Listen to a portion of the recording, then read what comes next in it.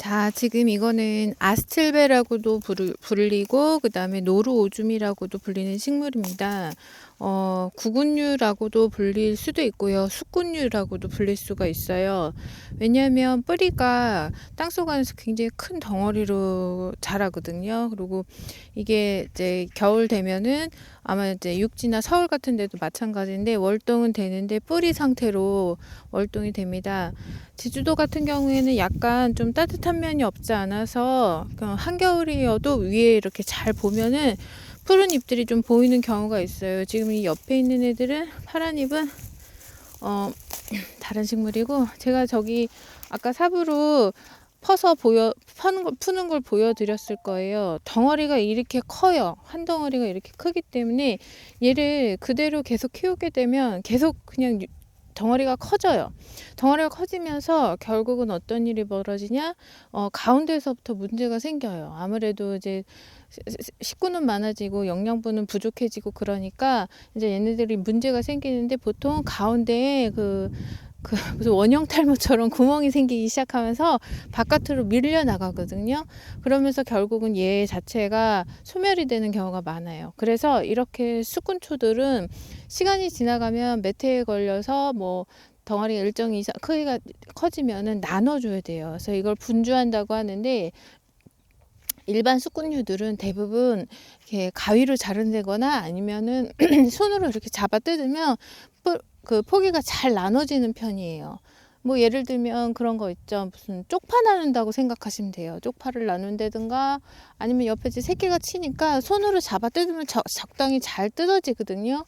근데 이제 이게 너무 덩어리가 구근류처럼 보일 정도로 덩어리가 큰 애들은 얘네들을 강제로 뜯어야 되는데, 일반 초보분들은 도대체 어떻게 해야 되는지 몰라가지고 그냥 막 키우시는 분들이 있어요. 그래서 원래대로라면은 이제 남자분들은 이런 거를 캐셔서 삽으로 치거든요. 삽으로 치기 시작을 하는데, 여자분들은 삽으로 치기에는 너무 힘이 든단 말이에요. 그래서 저 같은 경우는 어떻게 하냐, 잘 쓰는 칼 있죠. 칼하고 고무망치를 이용을 해서 이거를 잘 나눠요. 그래서 이게 어느 정도로 힘을 줘서 쪼개지는 형태인지, 그 정도까지 힘을 줘도 얘네들이 문제가 없다라는 거를 제가 한번 보여드리려고요.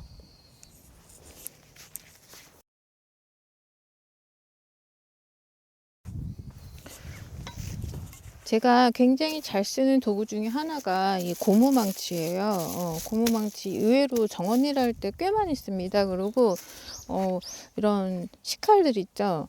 부엌칼인데 쓰지 않은 칼. 이거를 이제 대량으로 농장에서 하는 경우에는 커다란 작두 같은 데다 놓고선 자른다고 그러더라고요. 근데 이런 거 한다고 소규모 가드닝 하시는 분들이 그렇게 쓸 수는 없잖아요. 그래서 집에서 쓰지 않는 오래된 칼이랑 고무망치 정도는 동네 철물점에 가면 얼마든지 있거든요. 인터넷에서 잘 살 수도 있고 뭐 다이소 같은 데서도 있을 거예요. 그래서 이런 걸 하나 구비를 하셔서 작업을 진행합니다.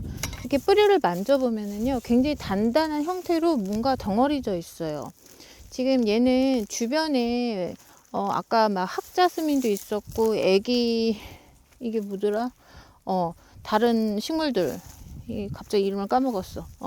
보라색 꽃이 피는, 이렇게 서로 너무 밀식이 돼 있어서 결국은 이제 큰 문제가 될 것 같았거든요. 그래서 그런 애들을 잘 제가 이렇게 빼낸 거예요. 요거 또 잡초인 것 같기도 하고. 자, 그러면 덩어리가 손으로 이렇게 만져지거든요. 손으로 만져지는데 이거 아무래도요 쪼개지지가 않아요. 이거 호미를 가져다가 막 긁어내도 쪼개지지 않고 괜히 문제 생길 것 같거든요. 그래서 이럴 때는 좀 과감하게 하셔야 돼요.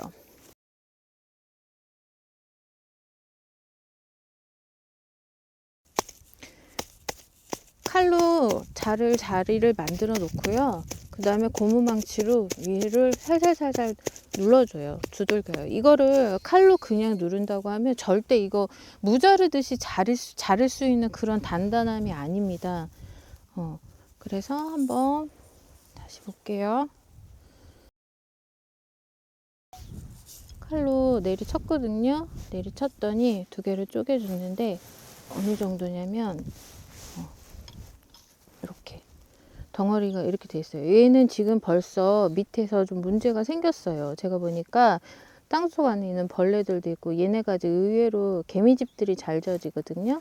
그래서 이런 애들은 빨리 쪼개서 나눠줘야 돼요. 지금 보면은 이게 단단함이 어느 정도냐면 만져보면은 완전 그냥 나무 같아요. 그래서 이거를 칼로 그냥 무자르듯이 자른다고 해도 절대 나눠지지 않거든요. 그래서 이렇게 하면은 벌써 이제 두 개가 나눠졌고요. 지금 이렇게 만져보시면 덩어리가 아직도 굉장히 커요. 저 같은 경우에는 이 정도면은 솔직히 나눈다고 맘먹으면 요 한 덩어리도 10개 이상은 나눌 수 있어요. 진짜 손가락 한 마디 정도만 나눠줘도 잘 키우는 분들은 금방 덩어리를 이렇게 만들거든요. 제가 이 녀석도 지금은 이렇게 손바닥만큼 큰 애인데 얘도요, 제가 한 2, 3년 전에 손가락 하나 정도는 좀 너무하고 한 두세 마디 이렇게 모아놓은 거 만하게 그 정도 크기로 심어 놓은 거예요. 근데 이렇게 잘 자라요. 아스텔베 종류들은 노루오줌이라고 불리는데 뭐 뿌리에서 노루오줌 냄새가 난다고 하거든요. 사실 저는 아무리 냄새를 맡아도 노루오줌 냄새가 나는지 잘 모르겠고, 플로리스트 선생님들은 아실 거예요. 굉장히 고급 꽃 소재고요. 웨딩 같은 거 할 때 많이 쓰고요. 가격도 굉장히 많이 비쌉니다. 그리고 색깔은 분홍에서 흰색, 백색 계열로, 그 다음에 빨간색 계열로 이렇게 굉장히 다양하고요. 요새는 피치 계열이랑 노란 계열도 나오더라고요. 그리고 이게 구근류로 우리나라에 수입이 굉장히 많이 되는 편인데, 아직 이거에 대한 정보가 많이 없어서 잘 키우시는 분들이 없더라고요. 노루오줌 종류는 되게 음지를 좋아하고요. 그 다음에 물을 좋아하는 편이에요. 그래서 정원이 보통 이제 식물을 심을 때 보면 해가 잘 안 들어요. 물이 잘 안 빠져요. 막 그런 데들 있잖아요. 그런 데에 제가 굉장히 잘 권해드리는 식물이에요. 그리고 이게 절화용으로도 많이 쓰이지만 정원에 들어가 보면 굉장히 커지면 굉장히 멋있는 식물 중에 하나거든요. 그래서 큰 나무 위치라든가 뭐 건물 뒤에 음지가 진데 그런 데다가 이런 거를 색깔을 여러 가지 코펜데이션 해가지고 심어 놓으면 굉장히 멋있습니다. 네. 그리고 이제 꽃대가 올라오기 시작하면은요, 덩어리에 따라 좀 틀리긴 한데 허리까지 올라오는 애들도 있어요. 그래서 저는 많이 권해드린 애들인데, 이런 애들을 이렇게 수꾼류들을 뿌리를 나눌 때 손으로 안 나눠질 때는 제가 아까 이제 보여드린 이런 도구들 있잖아요. 도구들을 적당히 잘 쓰라는 거죠. 보통 이제 전문적으로 쓰는 도구들도 있지만 우리는 이제 아마 이제 홈 가드닝 하신 분들이 많잖아요. 이런 분들은 자기가 잘 구할 수 있는 그런 도구들을 잘 구하셔야 돼요. 그래서 그런 거를 정확한 방법으로 잘